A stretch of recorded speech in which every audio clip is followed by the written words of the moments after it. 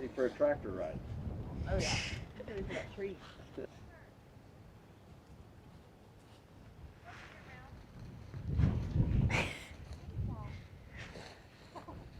What does he have? He just fell into that rut. Good morning. Okay, so for today we have one of two options. Actually, there's three options. Number one, our farmer is going to go to one of his next fields and hand shell and see if it is close. It has to be under 20 because he is contracted to an elevator that will not take it 20 or above. So we don't want to move. It's a long move. We don't want to move over there to be like, whoops, you know, it's not economical. So he was going to go do that. If it is not below 20, like no doubt, then we will go help Hayden. Or option number three is the wind is supposed to blow crazy today. It's kind of blowing already. A little bit of wind is, you know, fine, but we do not want to harvest anything in high winds because it is too much of a fire danger. So we're going to kind of play that one by ear because we can always stop if it gets too bad. But all of that being said, regardless, we are servicing, we are getting everything ready to work because two of the three options are work, and that's what we're here for. So might as well get something done, right? If we can, you know, if the wind shuts us down, then so be it. There are a million other things that we could do. So, you know, it is what it is. But enough about all of that. I'm going to get this cab cleaned. I'm not going to video it because no one wants to see that. So I will get this cab cleaned and see you guys whenever there's something interesting.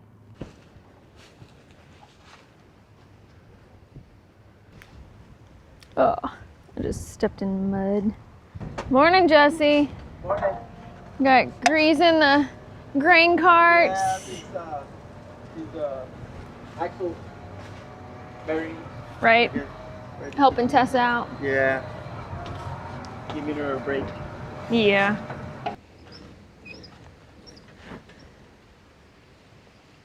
Look at you go. She's come a long way. I still can't do it. I'm just not strong enough. Okay, it has been a while since I turned the camera on, but I did want to update you all that the reason why it's been a while is because the guys put my bin extensions on, and that was a lot more of a job than what they anticipated. But it's done, so, and I am grateful for them, the guys and the extensions. But anyways, so I wanted to let you know we are going with option number 2, which is we are getting moved over to help Hayden with a block of corn. So we will run as a full crew. This is dry land corn, which is very good yield for dry land, but it is obviously not going to be your irrigated yields. So therefore, we will run 2 combines, 2 grain carts, and I believe we will still have 5 trucks because I think the farmer is bringing 2, and then we have our 3. So that is what we are about to do. We are getting everything moved over right now, and we will get busy soon.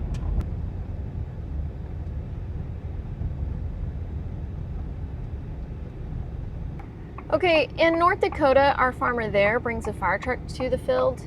Here in Nebraska, they bring tractors with disc. Okay, we have made it to the field.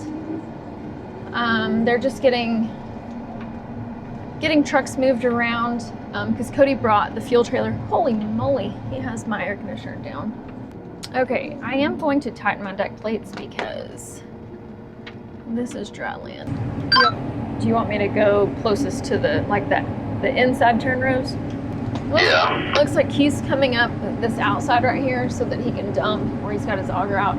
So I'm gonna skip in and do the very inside turn rows here. Since I'm empty, might as well.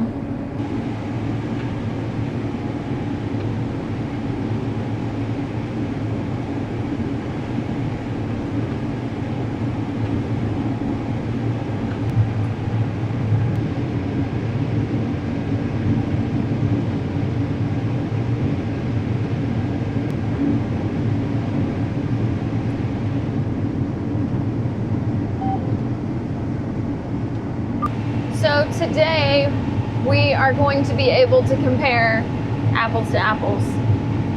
Right now, Hayden has stopped, but I think they're just kind of adjusting a little bit on his combine. This is the first time that we have run the number 3 combine in corn ever for us, so you know, just trying to get it set, so it may take just a little bit. I'm also trying out my new extensions, and it's kind of cool. I can go a lot farther than he can, that's for sure, before I get full. The field is not the smoothest, so Tess is bouncing around trying to catch up to me.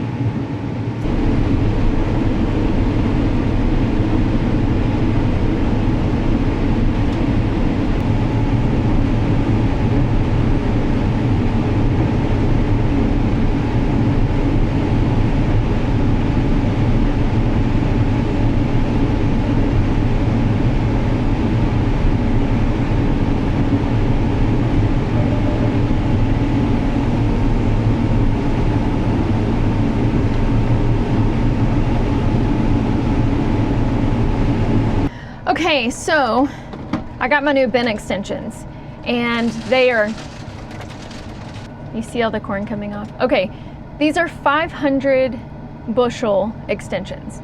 So my combine, you remember the other day, my iPad was not working. I did get that fixed, but it needs to be adjusted as well since we put 500 bushel bin extensions as opposed to 400. Also, my combine was set to notify me at, you know, before the 500. So what I needed to do was get full and then set my full so that it will notify me when I'm actually full and not way before. Well, I ended up with a little bit of cab corn in the process, but I have it set now, so this should not happen again. The problem is that the wind is blowing. How many pounds does it say is in your bin, Mom? Okay, let's see. 28,328. If you click on it, you'll see how many bushels is it. So what does it say? 500.87. The wind is unloading some of that though for me right now. Every time the wind blows. So, I mean, what is corn harvest without a little cab corn? I mean, this is the second time I've had cab corn this year, but both times were when this didn't work right for me. So I get it set. I really try not to do this because it's just wasteful, and it really upsets me actually, even though, I mean, it's not as much as you think, but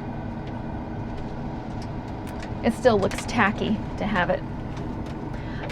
So I also said that we were going to compare apples to apples, and I have said previously that I wasn't all that impressed with the 780. I felt like the 770 could do just as good.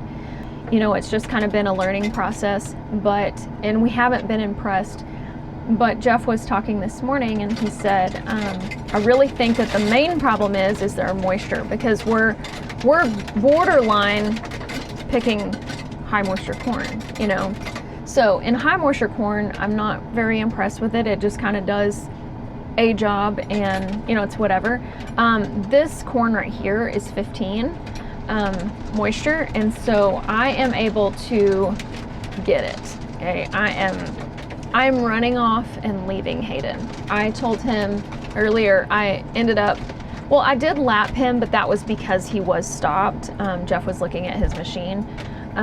So it's not really that I lapped him per se, but I did catch back up to him, and I called him and I said, you're gonna have to let me get in front. I'm not gonna sit here behind you driving Miss Daisy. Okay. Let's resume. The trucks are getting backed up. I think mainly because I am able to go much faster, and we are running 2 combines. The grain carts are both full again. I mean, what's funny though is with these bin extensions, Hayden and I were both stopped full, and Tatum unloaded, and then Hayden dumped on him, and then I dumped on him, and I didn't even get all the way empty, and Tatum is really full, so it's probably going to be a hurry up and wait situation. Okay, so on corn, can we just talk about whenever the neighbors plant corn on corn? Like, okay, I'm going to show you the difference between Hayden's farmer's corn and the neighbor's corn. Okay, you ready?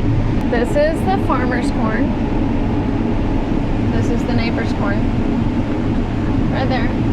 Do you see a difference? Yeah, me neither. I always get so nervous when it comes to that because I absolutely do not want to pick the neighbor's corn by accident. And I also don't want to leave our farmer's corn for the neighbor, you know. I'm getting really bad at this not recording stuff, but my Tatum just got dusted all the way out. Whoops. I didn't mean it, I promise. Okay, so my chopper it wasn't detecting speed or something. Anyways, so it turned my separator off. So there's a sensor on the chopper, so we had to raise it up. For anyone wondering, when a power catch tailboard throws a corn cob at your cup, does not feel very good. I'm so sorry.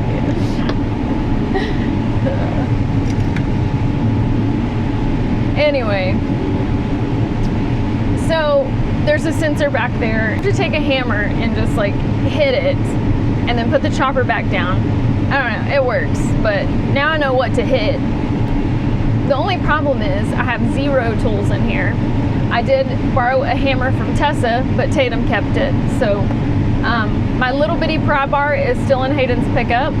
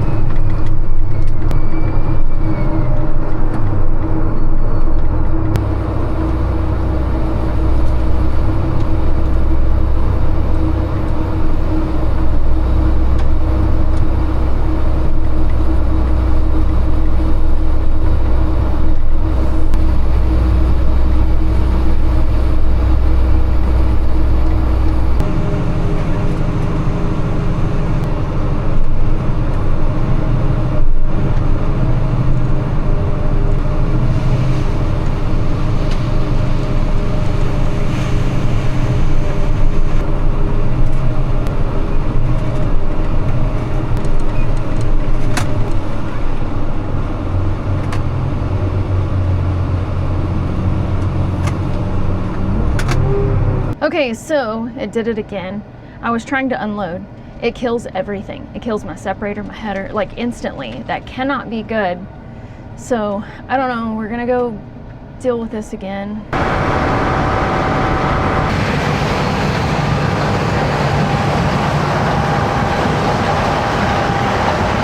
Okay, so it's this sensor right here. Okay, we're back going. I don't like my separator being killed instantly and my header killed instantly and my auger. I mean, everything was just, it was a disaster. I'll fix it. You gotta turn that sensor around. I'm gonna do something. Okay, so that's a third time. Third time is beyond the patience that I have for this. This is not good for the machine. Jeff is here in the field, so he is going to deal with the sensor. I'll go up there and get my pickup and come back down there. So stay down here. Hey, I'm gonna just have to bring it up here and load me up here. Okay, so Jeff is coming back here. We're in the back of the field.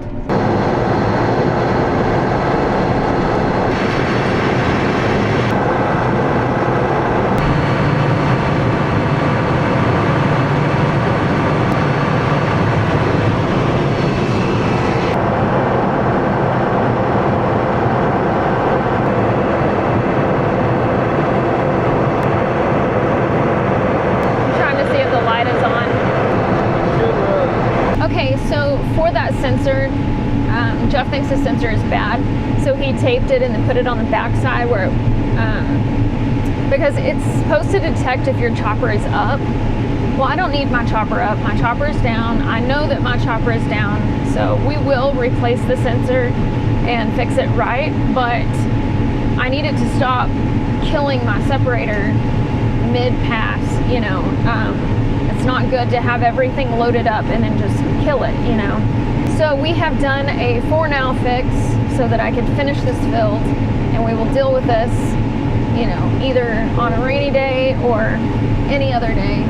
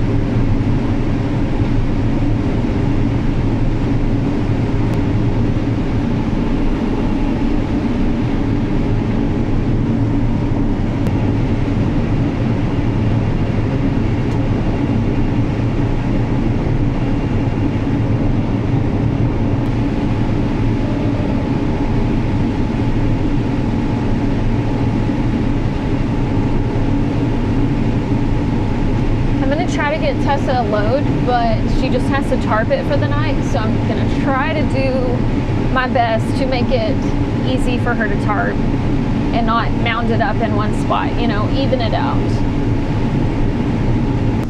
Oh, it's not gonna be a truckload. I guess I'll try for about 10,000 more.